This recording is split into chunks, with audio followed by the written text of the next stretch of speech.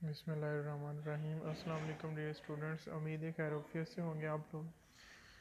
अच्छा जी बेटा जी, फंजाई जो है हमने इसकी इकोनॉमिक इम्पोर्टेंस स्टार्ट की थी, तो ये एंड पे बिल्कुल छोटी सी इसकी मेडिसिनल वैल्यू रह गई थी थोड़ी सी। ये देखते हैं, सबसे पहले कह रहा है कि पेंसिलियम नोटम।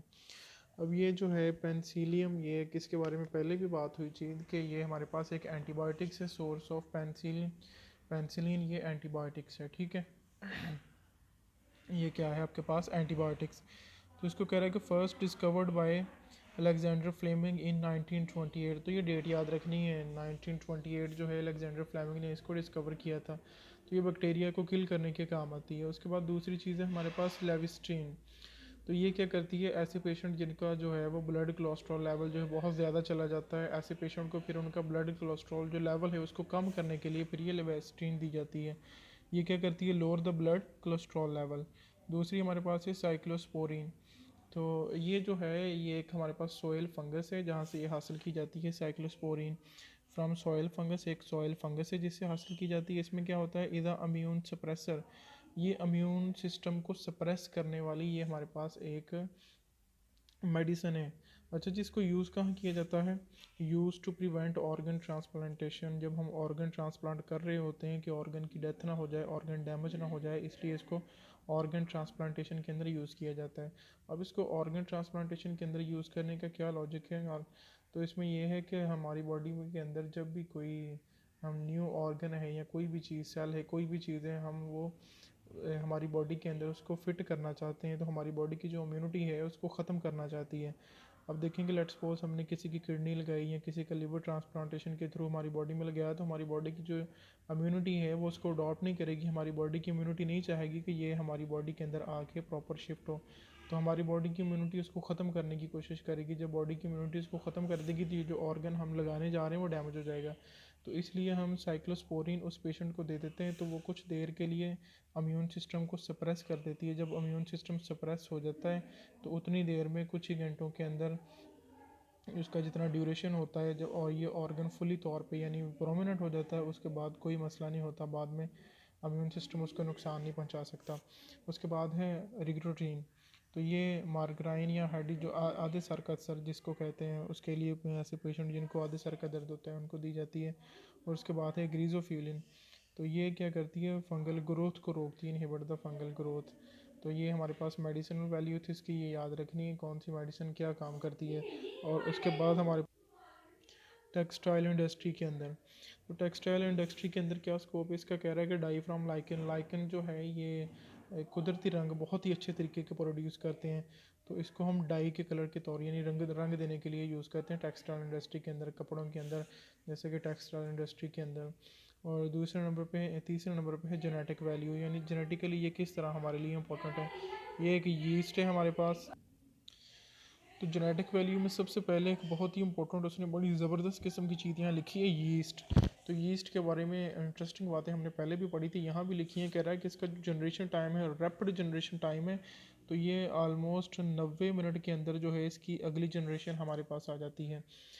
कह रहा है कि rapid generation pole of information of genetic and biochemical reaction. तो बहुत जल्दी हमारे पास जो है वो जेनेटिक और बायोकेमिकल रिएक्शंस का जो इन्फॉर्मेशन आ जाती है।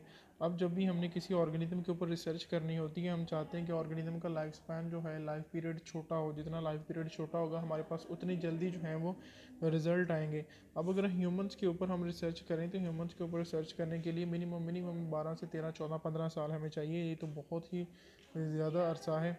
अब हो सकता है कि 14-15 अरसे बाद साइंटिस्ट ही बेचारा मर जाए, पता नहीं साइंटिस्ट इतनी देर सर्वाइव करता भी है या नहीं, पता नहीं ऑर्गेनिज्म ह्यूमन के अंदर ये बिल्कुल एक्यूरेसी आती भी है या नहीं। तो इन सच हम हमारी कोशिश होती है कि हमारे पास ऐसा ऑर्गेनिज्म हो जिसका लाइफ स्पैन छोटे से छोटा और इजीली हमारे पास नतीजा, जैसे बैक्टीरिया है वो 20-30 मिनट बाद हमारे पास नतीजा आ जाते हैं। यीस्ट है 90 मिनट बाद हमारे पास अगली जनरेशन आ जाती है। तो इसलिए यीस्ट को यूज़ किया जाता है जेनेटिक वैल्यू के लिए, यानी रिसर्च पर्पज़ के लिए। तो अगर दूसरे नंबर पर देखा जाए, कह रहा है कि फर्स्ट यूकैरियोट्स है, ये पहला यूकैरियोट्स है यूज्ड बाय जेनेटिक इंजीनियरिंग, जिसको जेनेटिक इंजीनियरिंग में इस्तेमाल किया गया था। उसके बाद सबसे पहले 1938 के अंदर कह रहा है कि वाज फंक्शनल इन यीस्ट, ठीक है। ये कह रहा है कि आर्टिफिशियल क्रोमोसोम बनाया गया था और वो आर्टिफिशियल क्रोमोसोम जब यीस्ट की बॉडी में इम्प्लांट किया गया तो वो एग्जैक्ट नेचुरल क्रोमोसोम की तरह ही काम करता था। उसके बाद हमारे पास जीनोमिक सीक्वेंस, सबसे पहले 1996 के अंदर ये पहला यूकैरियोट्स था जिसका जीनोमिक सीक्वेंस बनाया गया और उस जीनोमिक सीक्वेंस को पढ़ा गया। जीनोमिक सीक्वेंस हमारे पास होता है actually special array of chromosome, इसको कैरियोटाइप भी कहते हैं।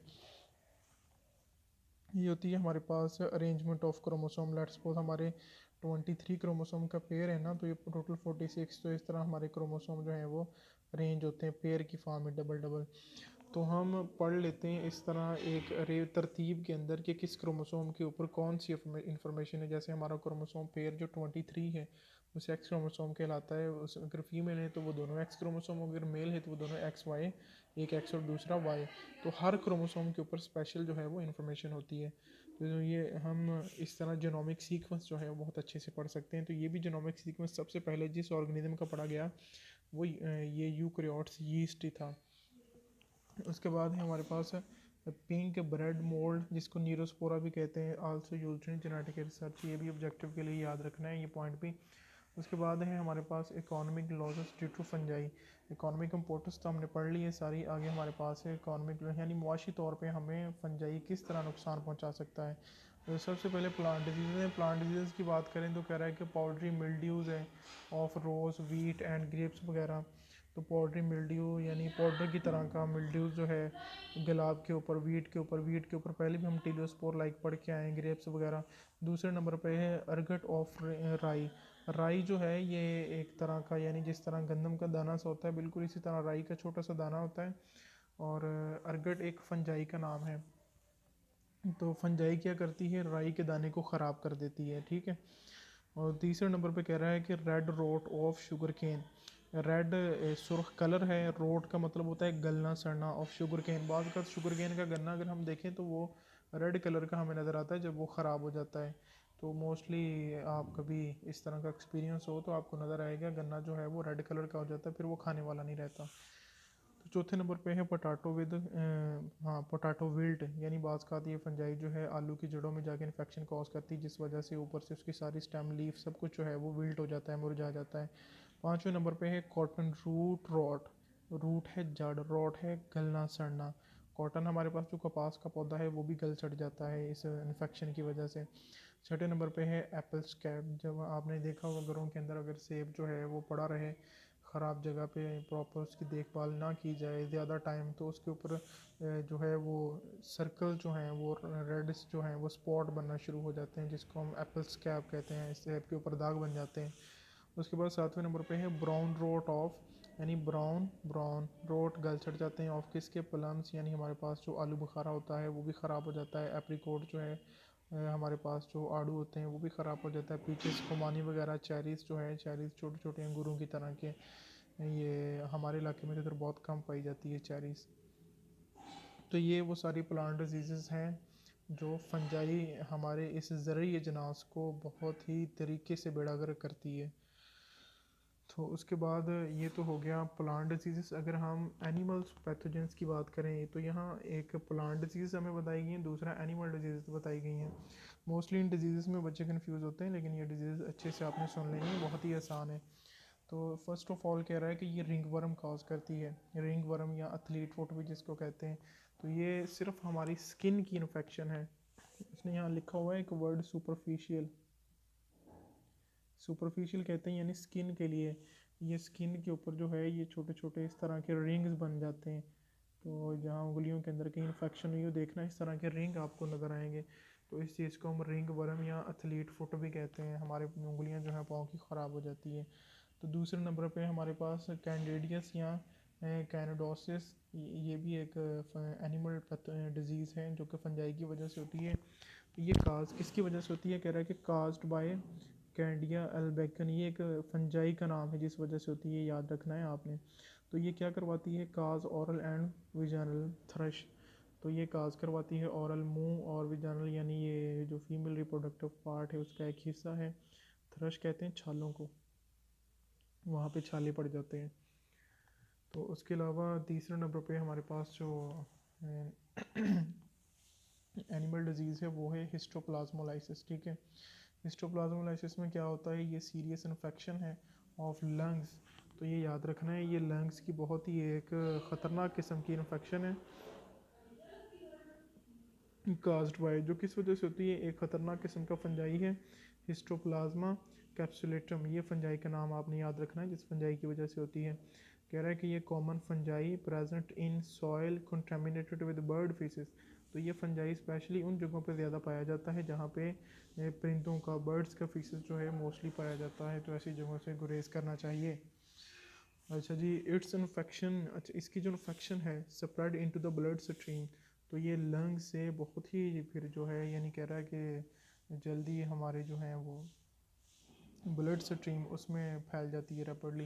यानी इसका प्राइमरी अटैक कौन होता है, हमारा लंग्स, और लंग्स से ये कहाँ दाखिल हो जाती है, हमारी ब्लड स्ट्रीम के अंदर चली जाती है, हमारे सर्कुलेटरी सिस्टम के अंदर, और भी सीरियस जो हैं वो इश्यूज़ क्रिएट करती है। उसके बाद चौथे नंबर पे हमारे पास एस्परोजिलोसिस। ठीक है, एस्परजिलोसिस क्या चीज़ है, कह रहा है कि द कास्ड बाय फंगस। ये बीमारी किस वजह से होती है, फंगस की वजह से होती है। फंगस का क्या नाम है, एस्परजिलस फ्यूमिगेट्स। एस्परजिलस फ्यूमिगेट्स एक फंजाई है जिसकी वजह से ये होती है। कह रहा है कि ये किस पेशेंट में होती है, only in person with defective immune system. ऐसे पर्सन में जिनका इम्यून सिस्टम इतना अच्छा ना हो, जिसके इम्यून सिस्टम का बहुत अच्छे से बेड़ा गर्क हुआ हो।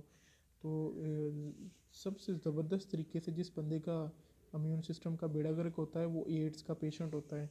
एड्स का पेशेंट जो होता है उसका इम्यून सिस्टम सबसे बुरे तरीके से मुतासर होता है, और ऐसे पेशेंट में ये बहुत ही जल्दी ये इन्फेक्शन आ जाती है। तो ये पाँचवें नंबर पे है अफ्लाटॉक्सिन्स। यहाँ उसने एक टर्म लिखी हुई है माइकोटॉक्सिन्स। माइको जहाँ भी वर्ड आ जाएगा इट्स मीन आप फंजाई पढ़ रहे हो।